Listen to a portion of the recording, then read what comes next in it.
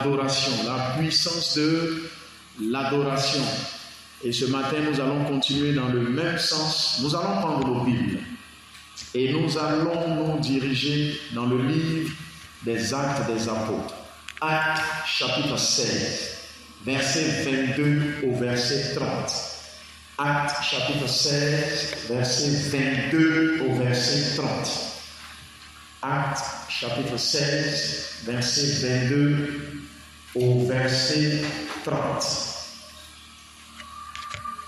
Actes chapitre 16, verset 22 au verset 30. Je lis la parole du Seigneur. Amen. On a trouvé le passage. Actes chapitre 16, verset 22 au verset 30. Je lis la parole du Seigneur. La foule se souleva aussi contre eux, et les prêteurs, ayant fait arracher leurs vêtements, ordonnèrent qu'on les bâtît de verges. Après qu'on les eut chargés de coups, ils les jetèrent en prison, en recommandant au geôlier de les garder sûrement. Le geôlier, ayant reçu cet ordre strict, les jeta dans la prison intérieure et leur mit les ceps aux pieds. Vers le milieu de la nuit, Paul et Silas priaient et chantaient les louanges de Dieu, et les prisonniers les entendaient.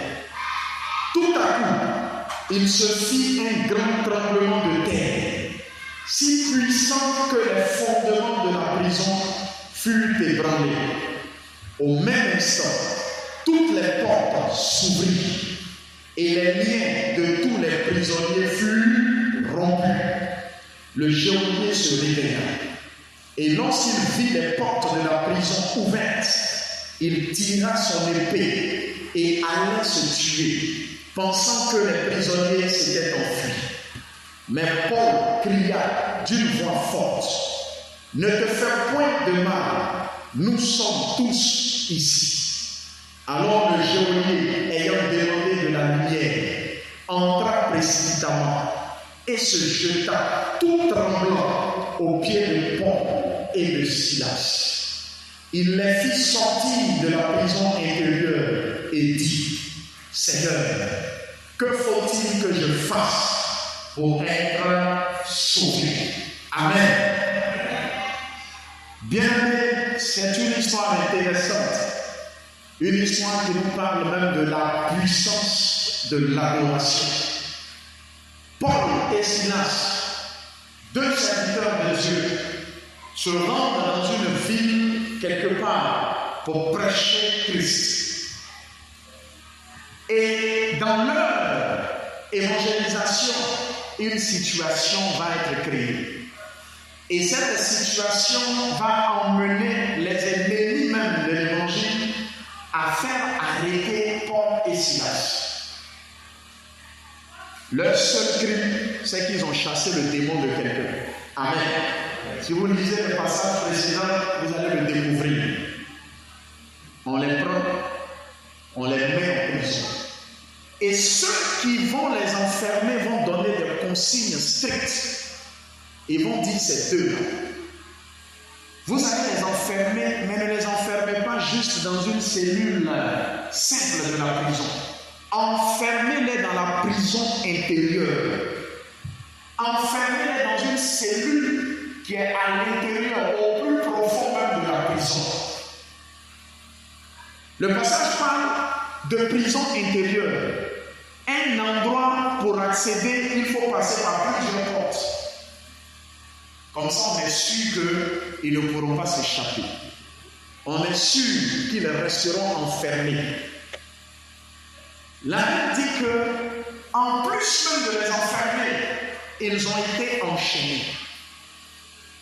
On leur a mis des ceps aux pieds. Si vous fouillez un peu, vous allez vous rendre compte que ce dont on parle, c'est des blocs de bois avec des trous dedans. On met ton pied dedans, on ferme, et puis il y a des cadenas. Donc de sorte à ce que tu ne puisses même pas bouger, tu ne puisses pas t'échapper. Donc ils ont ces blocs, ces gros morceaux de bois là au pied. Ils ont des chaînes en main, sur les mains, tout et tout. Et ils sont dans la prison intérieure. Et généralement, quand on te mettait ces blocs de bois au pied, on t'obligeait à être dans une position. Les Romains appelaient ça la position angoissante. C'est-à-dire, tu ne peux pas te coucher, tu ne peux pas t'asseoir, tu es à genoux. Donc, tu souffres même dans la position dans laquelle tu es.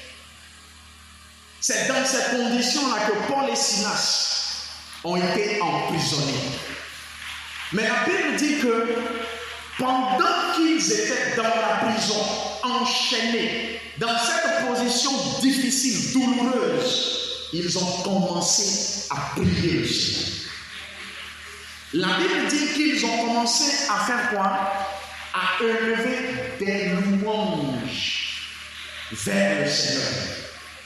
Bien-aimé, quand on parle de donner à quelqu'un des louanges, quand louange se retrouve au pluriel, cela signifie faire les éloges de quelqu'un. Cela signifie montrer la grandeur de quelqu'un. Cela signifie dire de quelqu'un qu'il est grand, qu'il est puissant, qu'il est magnifique, qu'il est élevé. Ce que Paul et Silas étaient en train de faire, c'était d'adorer Dieu. Ils ont commencé à adorer le Seigneur.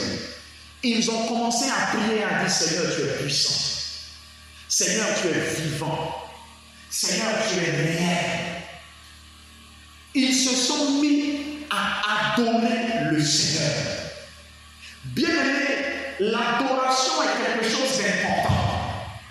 L'adoration est quelque chose que nous devons pratiquer, quelles que soient les circonstances dans lesquelles nous nous trouvons. Adorer Dieu signifie quoi? Adorer Dieu signifie rendre gloire à Dieu. Reconnaître la position de Dieu. Reconnaître qu'il est le Créateur. Reconnaître que nous sommes ses créatures. Reconnaître que c'est lui qui décide de tout. Reconnaître que c'est lui qui est puissant et que nous ne sommes rien. Le mot hébreu qui est traduit par adoration dans l'Ancien Testament signifie se prosterner. L'adoration, c'est le fait de s'adresser devant le Seigneur. C'est le fait de reconnaître que c'est le Seigneur qui est grand et que nous ne sommes rien. Adorer le Seigneur, c'est reconnaître que c'est lui qui décide de tout. C'est reconnaître que notre vie dépend de lui. C'est reconnaître que quoi qu'il advienne, le temps et les circonstances lui appartiennent. Adorer le Seigneur, bien-aimé, c'est faire ses éloges. C'est ce que Paul et Silas étaient en train de faire. Ils ont commencé à adorer le Seigneur. Ils étaient en train de dire: Seigneur, tu es grand. Seigneur, tu es puissant. Mais bien-aimé, l'adoration ne se limite pas uniquement à faire les éloges de Dieu. La Bible dit en 1 Jean, au chapitre 1, au verset 16, 1 Jean 1, 16, la Bible dit que si nous disons que nous adorons le Seigneur, alors même que nous vivons dans le péché, alors nous sommes des menteurs. 1 Jean 1, 16 nous donne de comprendre que adorer Dieu, c'est aussi lui obéir. Quand j'obéis à la parole de Dieu, je suis en train d'adorer Dieu. L'adoration ne se limite donc pas uniquement au moment où je prononce des mots à l'égard de Dieu. L'adoration ne se limite pas uniquement au moment où je chante des cantiques à la gloire de Dieu. Mais l'adoration, c'est une façon même de vivre. Dans le livre de Genèse, au chapitre 22, au verset 5, Genèse 22, verset 5, c'est dans ce passage-là que le mot adorer apparaît pour la première fois dans la Bible. En Genèse 22, Abraham, avec son fils Isaac, s'en va à la montagne de Moria pour offrir en sacrifice son fils. Le Seigneur lui a commandé, lui a demandé de lui sacrifier son fils. Abraham se rend sur le mont Moriah. Quand il arrive au pied de la montagne, il était avec son fils et ses serviteurs. Il a dit à ses serviteurs, restez ici. Je monte avec l'enfant sur la montagne pour aller faire quoi? Pour aller adorer Dieu. Mais il allait faire quoi? Il allait sacrifier son fils. Adorer Dieu, c'est sacrifier même ce qu'on a de plus cher. Adorer Dieu, c'est être capable même de donner ce qu'on a de plus précieux. Qu'est-ce qu'un homme a de plus précieux? C'est sa vie. Notre vie est la chose la plus précieuse dont nous disposons. Adorer Dieu, c'est remettre sa vie entre ses mains. La Bible dit au Romains au chapitre 12, versets 1 à 2, la Bible dit, offrez-vous à Dieu comme des sacrifices vivants. Adorer Dieu, c'est s'offrir à lui, c'est se donner à Dieu. C'est dire, Seigneur, me voici, prends-moi. Prends-moi pour que je sois quelqu'un d'autre. Prends-moi pour façonner ma vie. Prends-moi pour me transformer. Prends-moi pour faire un homme selon ton cœur. Adorer Dieu, c'est se donner à Dieu. Adorer Dieu, c'est donner à Dieu. Quand nous venons faire nos offrandes, nous sommes en train d'adorer Dieu. Quand nous apportons nos dîmes au Seigneur, nous sommes en train d'adorer Dieu. Quand nous donnons nos vies à Jésus, nous sommes en train d'adorer Dieu. Bien-aimé, l'adoration, c'est une vie. Quand le Seigneur nous regarde et qu'il cherche l'adoration en nous, c'est notre vie qu'il regarde. Il ne regarde pas uniquement le dimanche quand tu chantes, quand tu pries, mais il observe chaque seconde de ta vie, parce que ta vie doit être une adoration à Dieu. Bien-aimé, l'adoration est un commandement même que le Seigneur nous donne. Il le dit en Matthieu chapitre 4 verset 10. C'est un commandement, c'est un ordre. Il nous commande de l'adorer. Il nous commande de lui obéir. Il nous commande de lui rendre gloire. Il nous commande d'élever son nom. L'adoration est quelque chose que Dieu veut. Et comme le diable sait ça, le diable aussi veut qu'on l'adore lui. C'est pourquoi en Matthieu au chapitre 4, dans le désert, quand le Seigneur Jésus jeûnait, il est allé au-devant de lui, il lui dit, tu vois tous les royaumes de la terre et toutes leurs richesses. Si tu te procèdes, si tu m'adores, si tu reconnais que moi le diable, là, c'est moi qui suis grand, c'est moi qui suis fort, je vais te donner toutes ces richesses. Amen. Amen. Mais le Seigneur lui a dit, il est écrit, tu n'adoreras que l'Éternel, ton Dieu. Le diable veut être adoré. Regardez le monde d'aujourd'hui.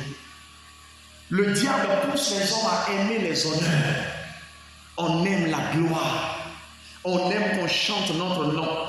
Aujourd'hui, on a une catégorie d'artistes qui sont spécialisés dans ça. Chanter le nom des gens. On chante le nom des personnes. Mais ceux qui font ça ne savent pas que c'est une activité diabolique qu'ils sont en train de mener. Parce que la gloire ne revient pas aux hommes. La gloire revient à Dieu. Qu'est-ce qu'un homme? Un homme n'est rien. Un homme n'est qu'une vapeur. Un homme naît et il meurt. La Bible compare un homme même à une plante qui sort de terre. À un moment donné, il grandit. Après qu'il meurt, il sèche et qu'il disparaît. Mais Dieu, lui, il ne meurt pas. Il n'a ni commencement ni fin. Il est éternel. Lui seul mérite l'honneur. Lui seul mérite la gloire. Lui seul mérite d'être élevé. Lui seul est quelque chose. Nous ne sommes rien. Bien-aimé, le diable veut arracher la gloire que nous devons donner à Dieu. Il veut nous amener à désobéir à ce commandement. Même aujourd'hui dans l'église, on a tendance même à se glorifier au lieu de glorifier Dieu. On se donne des titres. On commence à s'appeler des serviteurs de Dieu hyper puissants. Alors en réalité, nous le sommes. Bien-aimés, l'adoration est une chose importante. Et l'adoration est quelque chose qui génère la puissance de Dieu. La Bible dit dans le livre d'Apocalypse, au chapitre 4, au verset 8, que dans le ciel, autour du Seigneur, il y a des êtres célestes qui l'adorent 24 heures sur 24, qui l'adorent nuit et jour. Dieu habite dans l'adoration. Dieu siège dans l'adoration.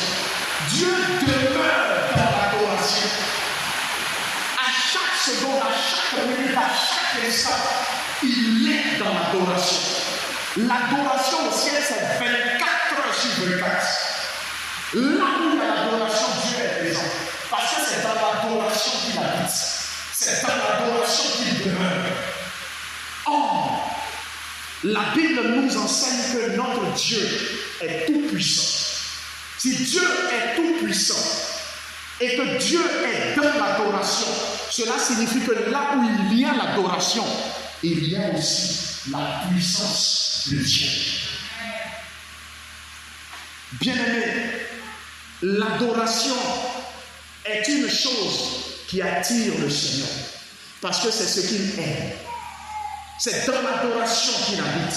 C'est dans l'adoration qu'il demeure. C'est pourquoi en Jean au chapitre 4, au verset 24, il dit qu'il cherche de véritables adorateurs. Quand il trouve quelqu'un qui est prêt à l'adorer sincèrement, réellement, le Seigneur fait quoi? Il vient s'attacher à lui. Parce que lui, là où il y a l'adoration, il est là aussi. Donc si tu es un adorateur, il ne peut pas te quitter. Si tu es un adorateur, il vient vivre en toi. Si tu es un adorateur, il s'attache à toi. Si tu es un adorateur, il marche avec toi chaque jour. Tant que tu demeures dans l'adoration, il est présent pour toi. C'est pourquoi nous devons chercher à être de véritables adorateurs. Si l'adoration, c'est l'obéissance aussi à la parole de Dieu, ça veut dire que je dois chercher à obéir à Dieu, à mettre en pratique sa parole, pour que Dieu soit toujours attaché à moi, pour que le Seigneur ne s'éloigne pas de moi. Et si le Seigneur est avec moi, et si le Seigneur est attaché à moi, cela signifie également que sa grâce, que sa puissance, que sa paix, que tout ce qui est en lui également est avec moi. Il y a une puissance dans l'adoration. La Bible dit en Zacharie, au chapitre 14, au verset 17. Zacharie 14, verset 17. J'aime beaucoup ce passage biblique. Zacharie 14, 17 dit que si les familles de la terre ne montent pas à Jérusalem pour adorer l'Éternel, la pluie ne tombera pas.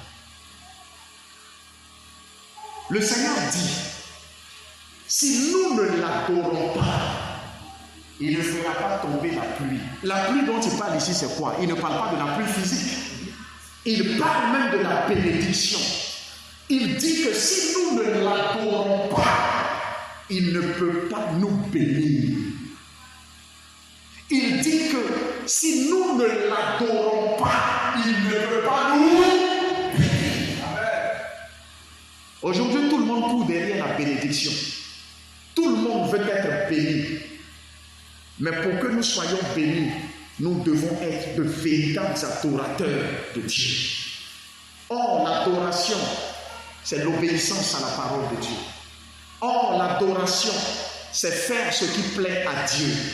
Donc, pour que nous soyons bénis, nous devons être des hommes et des femmes qui obéissent à la parole de Dieu. Le véritable adorateur, c'est celui qui adore Dieu comment? En esprit et en vérité. Celui qui l'adore en esprit, qui l'adore selon le Saint-Esprit. Pour dire que si quelqu'un n'a pas l'Esprit de Dieu, il ne peut pas adorer Dieu. L'adoration à Dieu est réservée à ceux qui ont reçu le Saint-Esprit, est réservée à ceux qui ont donné leur vie à Jésus. Cela signifie que quelqu'un qui ne connaît pas Jésus ne peut pas adorer Dieu. Donc quand quelqu'un dit je suis en train d'adorer mon fétiche quelque part et que c'est Dieu, c'est faux. Il n'adore pas Dieu. Parce que pour adorer Dieu, il faut avoir l'Esprit de Dieu. La Bible dit qu'on doit l'adorer en esprit. On doit l'adorer selon le Saint-Esprit. On doit l'adorer sous la conduite du Saint-Esprit. Sans le Saint-Esprit, il n'y a pas d'adoration. Il doit être adoré en esprit et en vérité. La vérité, c'est quoi? La vérité, c'est la parole de Dieu. La vérité, ce n'est pas autre chose. C'est la parole de Dieu qui est la vérité. Donc, il doit être adoré selon la parole de Dieu. Il doit être adoré en étant en conformité avec la parole de Dieu. Le véritable adorateur, c'est celui-là qui adore Dieu en ayant les deux pieds là dans la parole de Dieu. C'est celui qui adore Dieu en pratiquant la parole de Dieu. Celui qui marche dans la désobéissance, il peut élever de beaux cantiques. Il peut prononcer de belles phrases. Mais son adoration ne produira rien. Dans le livre de Genèse, au chapitre 4, 2 personnes se sont présentées devant le Seigneur. Chacune d'elles avait dans ses mains une offrande. Chacune d'elles avait quelque chose qu'elle apportait à Dieu. Et ces 2 personnes avaient dans leurs mains de bonnes offrandes. L'un s'appelait Caïn. Il avait des offrandes dans les fruits de la terre parce qu'il était agriculteur. Il envoyait de gros ignames, des vrais régimes de bananes. L'autre s'appelait Abel. Et lui, il était éleveur. Il est venu avec des moutons, avec des bœufs. Et Dieu a approuvé l'offrande d'Abel. Et Dieu a rejeté l'offrande de Caïn. Mais pourquoi Dieu rejette l'offrande de Caïn? Est-ce que c'est parce que ces ignames étaient venus? Non. Il envoyait de bons ignames. Il envoyait de bons piments, de bonnes tomates, de bonnes aubergines. Mais le Seigneur va lui dire, Caïn, le péché là est à la porte de ton cœur. Le mal est dans ton cœur. Caïn, je regarde dans tes mains, je vois une belle offrande. Mais quand je regarde dans ton cœur, je vois la haine. Quand je regarde dans ton cœur, je vois la méchanceté. Quand je regarde dans ton cœur, je vois la rancune. Quand je regarde dans ton cœur, je vois l'orgueil. Caïn, c'est vrai que tu as quelque chose de bon dans tes mains, mais l'état de ton cœur fait que je ne peux pas accepter ce qui est dans tes mains. À l'extérieur, ce que Caïn apportait là, ça semblait bon. C'était intéressant. Si quelqu'un était là et que la personne regardait la scène, il allait dire, mais pourquoi Dieu n'a pas accepté pour lui? Ce qu'il a apporté bon. Mais la Bible dit que Dieu regarde à quoi? Il regarde d'abord au cœur. Il regarde à l'intérieur. Il regarde ce que nous sommes. Il regarde qui nous sommes d'abord.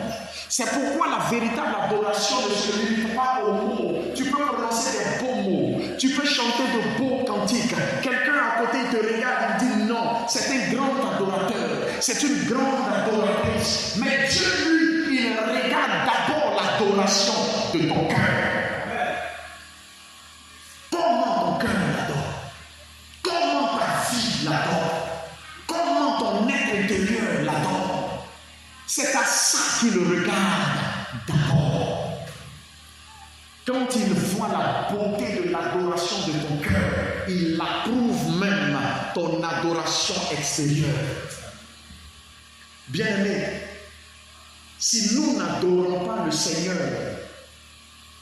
réellement, véritablement, Zacharie 14, 17 dit, il fermera le ciel pour nous. Dans l'histoire que nous avons lue tout à l'heure, en Actes au chapitre 22, au chapitre 16 plutôt, versets 22 à 30, Paul et Silas se retrouvent dans une situation difficile. Mais Paul et Silas, ce n'est pas n'importe qui. C'est 2 personnes qui ont donné leur vie à Jésus.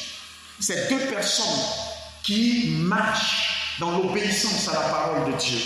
C'est 2 personnes qui mettent la parole de Dieu en pratique. Voilà que ces personnes-là se retrouvent dans des difficultés. On les prend, on les arrête, on les jette en prison. Bien-aimés, même quand nous obéissons au Seigneur, des difficultés peuvent arriver. Ce n'est pas parce que tu obéis à Dieu que les difficultés ne viendront pas. Mais quand tu marches avec le Seigneur et que les difficultés arrivent, Dieu sera avec toi dans les difficultés. Paul et Silas, malgré la situation dans laquelle ils sont, une situation incertaine, ils ne savent même pas s'ils vont sortir de là vivants. On les a enfermés dans la cellule la plus profonde même de la prison. On les a enchaînés.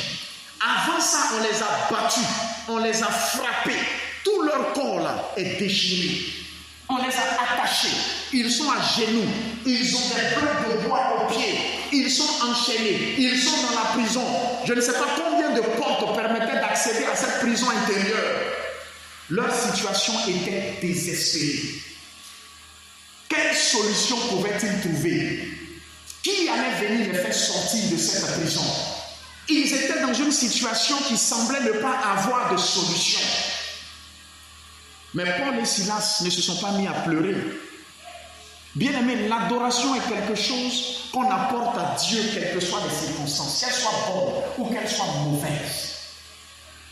Que ça aille ou que ça n'aille pas, nous devons reconnaître qui est Dieu. Nous devons lui rendre gloire. Dans cette situation, comment aurais-tu réagi?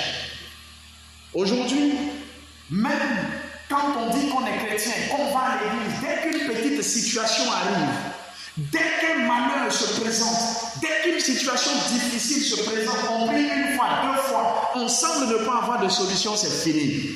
On est découragé. Ah, j'ai trop prié. Le Seigneur ne fait rien. Moi, si c'est comme ça, affaire de Dieu là même, je vais laisser tomber. On prie, on voit rien.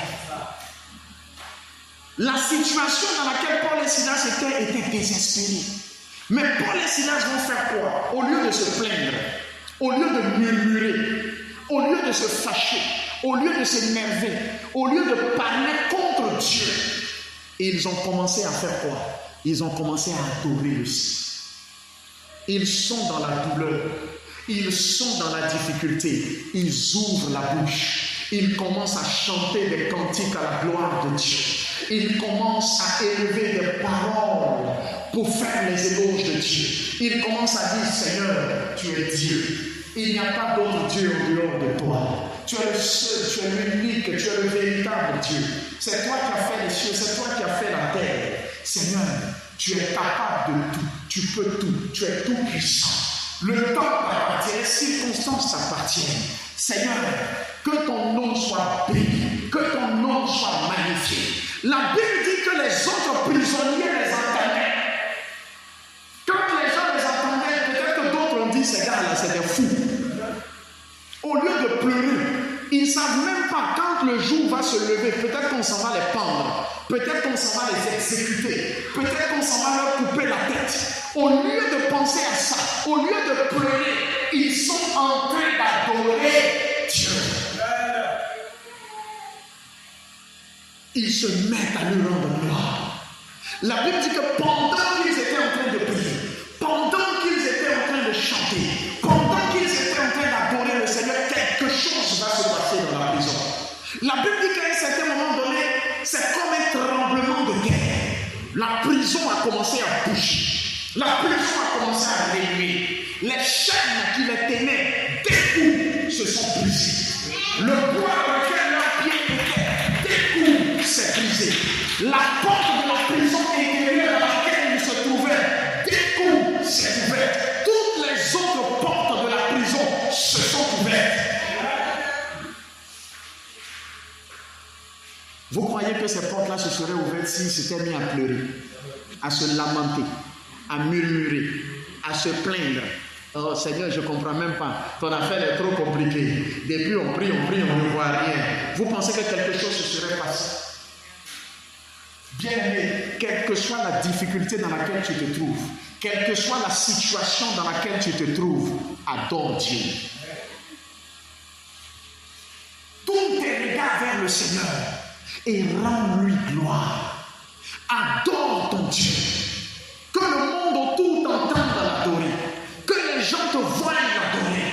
Qu'on te traite de fou. Qu'on dise, mais ta situation n'évolue pas. Mais c'est toi qui es zélé pour adorer le Seigneur. C'est toi qui chantes toujours. C'est toi qui pries toujours. Laisse les gens dire ça. Ils doivent dire ça. Il faut qu'ils disent ça. Parce que tu as besoin d'avoir un témoignage. Toute la prison, toutes les portes se sont ouvertes. Tous les prisonniers sont sortis. Et tous les prisonniers ont été témoins de ce que Dieu a commencé à accomplir. Eux tous ont commencé à regarder Paul et Silas, ils étaient étonnés. Ils se sont dit, les gens qu'on traitait de fous, les gens dont on disait, ceux-là, on vient de les frapper, déjà on va les tuer, ils sont emprisonnés. Au lieu de se lamenter, ils sont en train de rendre gloire à leur Dieu. Tout le monde a été témoin de ce qui leur est arrivé. Tout le monde a été témoin de ce miracle. La Bible dit que le geôlier, le directeur de la prison, quand il a entendu le bruit, il s'est réveillé. Il court, il arrive, il voit toutes les portes de la prison qui sont ouvertes. La Bible dit qu'il a pris son épée, il dit qu'il va se suicider en même temps.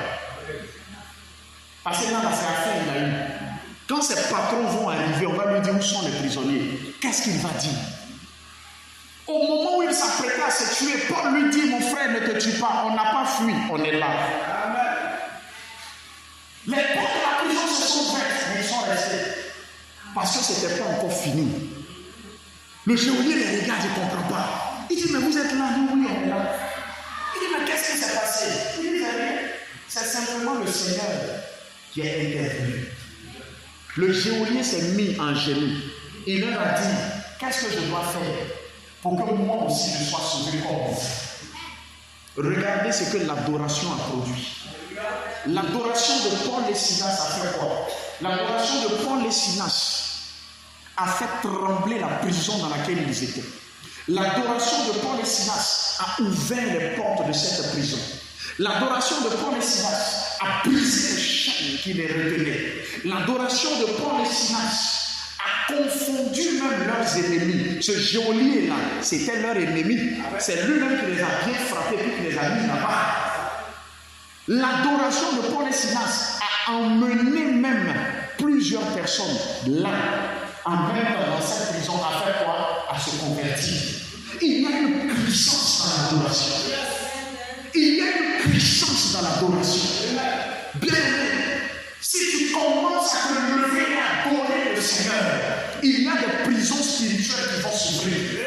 Il y a des portes de prisons spirituelles qui vont s'ouvrir. Il y a des chaînes spirituelles, des lignes spirituelles qui vont se briser. Si tu te lèves pour adorer le Seigneur, il y a des endroits où on t'avait caché, on t'avait enfermé au plus profond, quelque part dans un canal sous l'eau. Ce canal sera obligé d'éclater. Il sera obligé de le laisser sortir. Parce que là où il y a l'adoration, il y a Dieu. Là où il y a Dieu, il y a sa puissance. Là où il y a l'adoration, il y a la puissance de Dieu. Et là où la puissance de Dieu se trouve, il n'y a rien qui puisse retenir. Paul et Silas ont compris ça. C'est pourquoi Paul et Silas se sont engagés dans l'adoration. Ils ont commencé à adorer le Seigneur. Ils ont commencé à lui rendre gloire. Bien-aimé, tu dois devenir un véritable adorateur du Seigneur. C'est ce qu'il veut pour toi. C'est ce qu'il veut que tu fasses. Le diable ne veut pas. Mais c'est ce que le Seigneur veut. Et c'est ce que tu dois devenir. Un adorateur selon le cœur de Dieu. Amen. Ce matin, je veux que tu vides ton esprit. Que tu déposes tes soucis et tes inquiétudes quelque part. Bien-aimés, Paul et Silas, dans la position dans laquelle ils étaient, n'ont pas regardé aux chaînes qui les tenaient. Ils n'ont pas regardé la prison dans laquelle ils étaient. Ils ont levé leur regard vers le ciel. Ils ont regardé à leur Dieu. Quel que soit le problème qui te tracasse, quelle que soit la maladie qui est en train de détruire ton corps, quelle que soit la situation qui t'empêche de dormir, mets-la de côté. Arrête de porter ton regard sur cette situation. Ce matin, je veux que tu portes ton regard sur le Seigneur. Je veux que tu tournes tes yeux vers lui, que tu tournes ton cœur vers lui. Je veux que tu ne penses qu'à lui. Je veux que tu ne penses qu'à sa grandeur. Je veux que tu ne penses qu'au Seigneur assis sur son trône de gloire. Je veux que dans ta pensée, tu commences à imaginer Dieu assis sur son trône de gloire dans le ciel, entouré des anges. comme c'est magnifique. Laisse les difficultés, laisse ces chaînes, laisse ces blocages, laisse ces situations et tourne ton regard vers le Seigneur pour l'adorer. Tourne ton regard vers lui pour lui rendre la gloire. Bien-aimé, la Bible dit que quand Paul et Silas ont fait ça, qu'est-ce qui s'est passé? Il y a eu quelque chose. Parce que toi aussi, tu tournes ton regard vers le Seigneur pour lui rendre l'adoration. Quelque chose aussi se passera dans ta vie. Nous allons ensemble nous tenir debout. Et nous allons prier le Seigneur dans ce sens. Bien-aimé, tu vas prier le Seigneur. L'adoration, c'est également l'obéissance à la parole de Dieu. Je veux que tu pries et que tu déposes devant le Seigneur ta vie. Je veux que tu t'observes toi-même. Que tu portes le regard sur les imperfections, les péchés, les faiblesses dans ta vie. Et que ces imperfections, que ces faiblesses, que ces péchés, que tu les prennes et que tu les déposes devant le Seigneur. Dis au Seigneur qui est ton Père, dis-lui, Papa, je dépose à tes pieds mes fautes, mes péchés. Pardonne-moi. À cause de tes sang qui a coulé à la croix, donne-moi d'être purifié. Donne-moi d'être sanctifié. Bien-aimé, prie le Seigneur. Pour toute faute, demande-lui encore pardon et dépose à ses fautes à ses pieds. Il est prêt à te pardonner. Demande-lui encore pardon. Prie le Seigneur, prie le Seigneur, prie le Seigneur. Là où tu as désobéi, demande-lui pardon. Là où tu as désobéi, demande-lui pardon. Demande pardon, Seigneur. Dépose à ses pieds tes fautes. Quelle que soit la nature de ta faute, quelle que soit la nature de ton péché, il est prêt à te pardonner. Il n'y a pas de péché qu'il ne pardonne pas. Il n'y a pas de faute qu'il ne fasse pas. Il n'y a pas d'erreur qu'il ne fasse pas. Il n'y a pas de faiblesse qu'il ne pardonne pas. Dépose tout à ses pieds.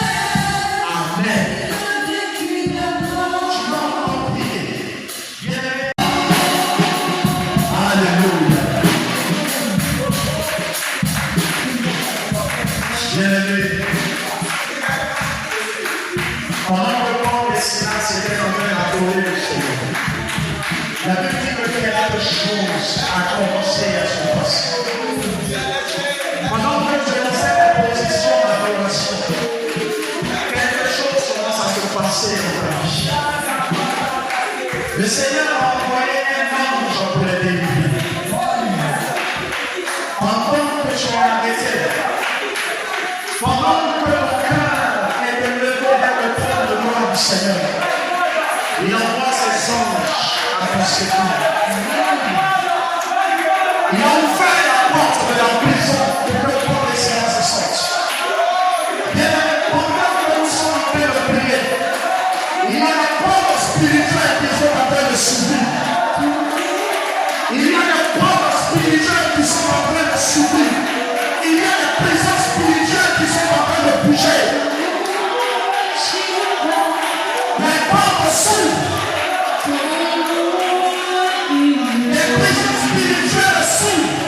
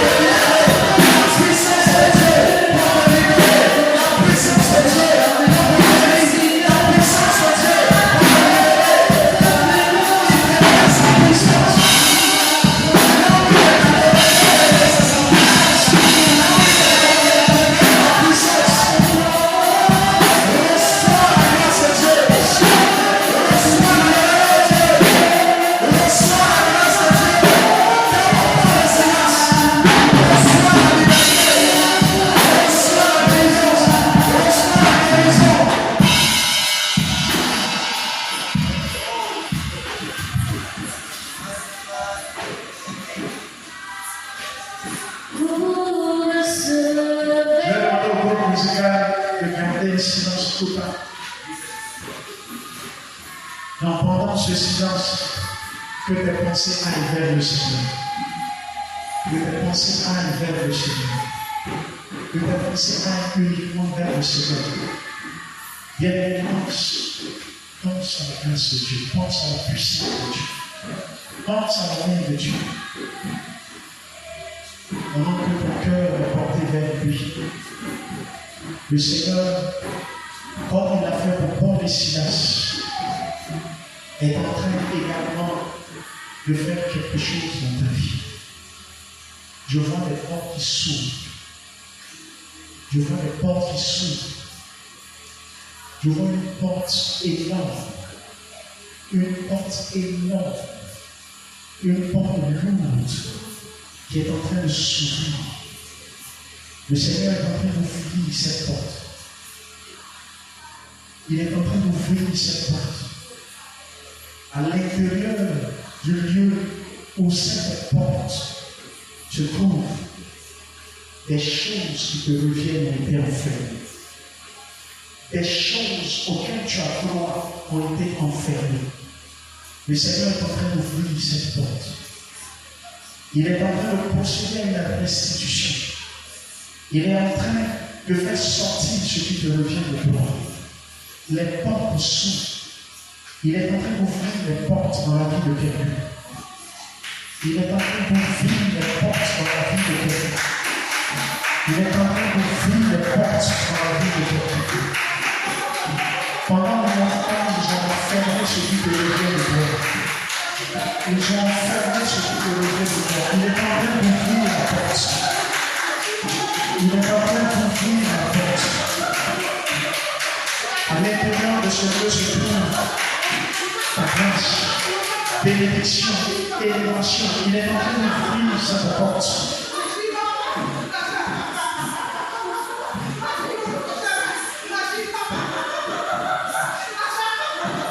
Je vois les chaînes qui sont en train d'être brisées. Je vois les chaînes qui sont en train d'être brisées. Sur ces chaînes, il est écrit misère. Sur ces chaînes, il est écrit maladie. Sur ces chaînes, il est écrit difficulté. Je vois les chaînes qui sont en train d'être brisées. Le Seigneur est en train de libérer la vie de quelqu'un. Il est en train de libérer la vie de quelqu'un. Il y a des chaînes qui te retenaient. Des chaînes qui t'empêchaient d'avancer. Tu t'es toujours demandé pourquoi, à chaque fois, quand tu échouais, là où les autres réussissaient. Pourquoi quand tu avais du mal à atteindre les objectifs que les autres atteignaient. Parce qu'il y avait des liens qui t'empêchaient. Il y avait des chaînes qui te retenaient. Mais ces chaînes se brisent maintenant. Je vois ces chaînes qui se brisent. Je vois ces chaînes qui se brisent. Je vois ces chaînes qui se brisent. Le Seigneur est en train de te libérer. Le Seigneur est en train de te libérer. Ces chaînes tombent. Il est en train d'arracher les chaînes. Ce qui te retenait, ce qui t'empêchait d'avancer est brisé au nom de Jésus. Ce qui t'empêchait d'avancer est brisé au nom de Jésus. Ce qui t'empêchait d'avancer est brisé au nom de Jésus. C'est lui qui te retenait. C'est lui qui se brise au nom de Jésus. Je vois les chaînes qui se brisent. Je vois les chaînes qui se brisent. Je vois les chaînes qui se brisent. Je vois les chaînes qui se brisent. La main du Seigneur est en train de toucher le cœur de quelqu'un. Je vois une main qui touche le cœur de quelqu'un. Je vois une main qui touche le cœur de quelqu'un. Je vois c'est la main du Seigneur qui touche.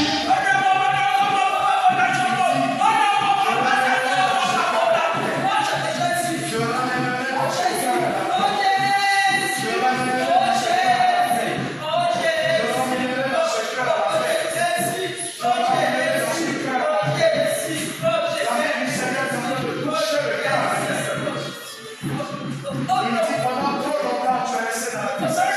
Pendant trop longtemps, tu as resté dans la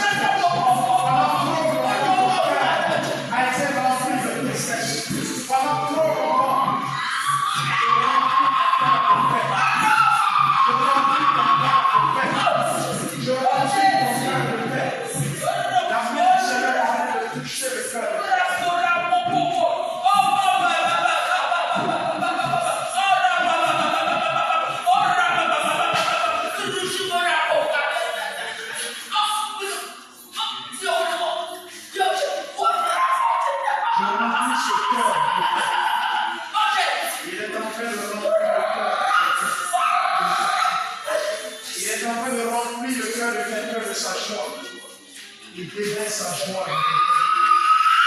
Déverse sa joie. Déverse sa joie dans ton cœur.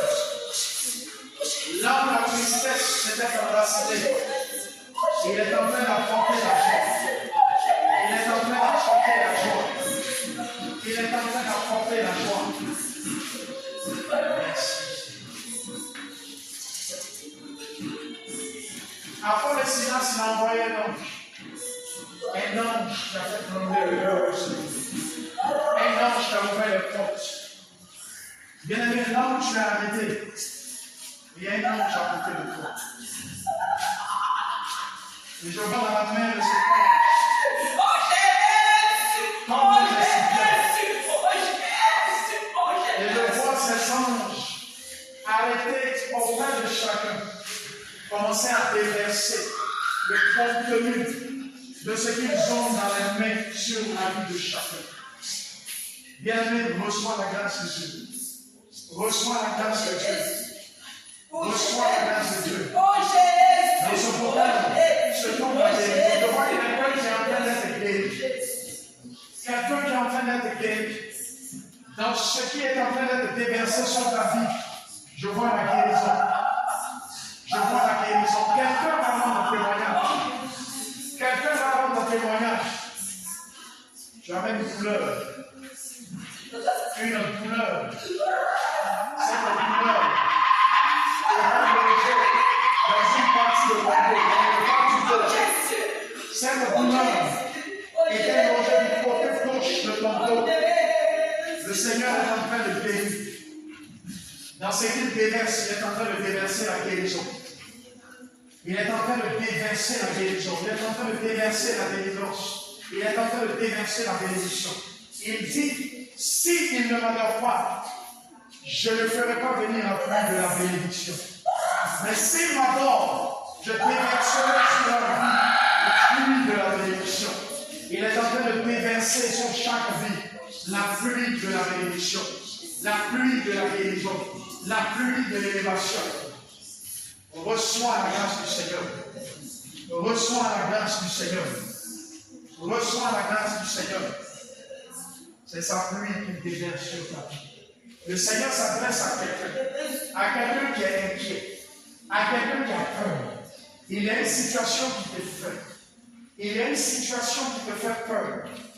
Il y a quelque chose que tu dois faire dans un avenir proche et ça te fait peur. Tu es inquiet. Tu as peur. Et les idées qui te traversent la tête sont des idées négatives. Tu te dis que quelque chose de mauvais arrivera. Le Seigneur s'adresse à toi. Le Seigneur te dit, je suis avec toi. Le Seigneur te dit, je suis avec toi. Rien n'arrivera. Je suis avec toi, je te garderai. Je suis avec toi, je veillerai sur toi. Je suis avec toi, je te protégerai. Je suis avec toi. Le Seigneur te dit, ne t'inquiète pas. Ne t'inquiète pas. Ne te soucie pas.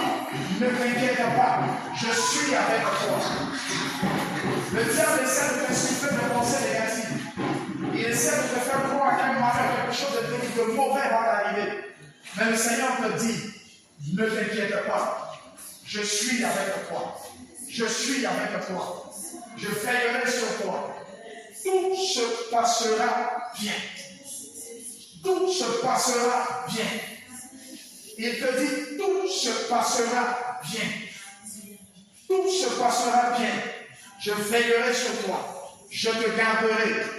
Je te protégerai. Tout se passera bien. Parole du Seigneur.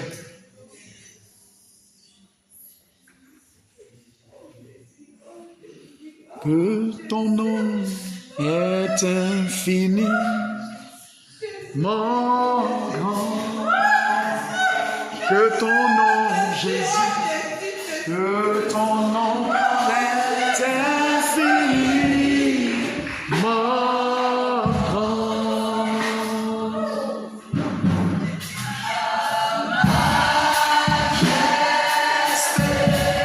S'élève au-dessus des cieux. Que ton nom est infiniment grand. Que ton nom Jésus.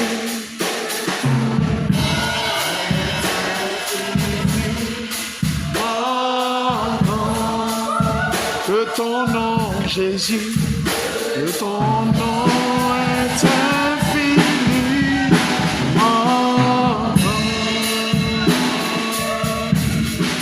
Ma majesté s'élève.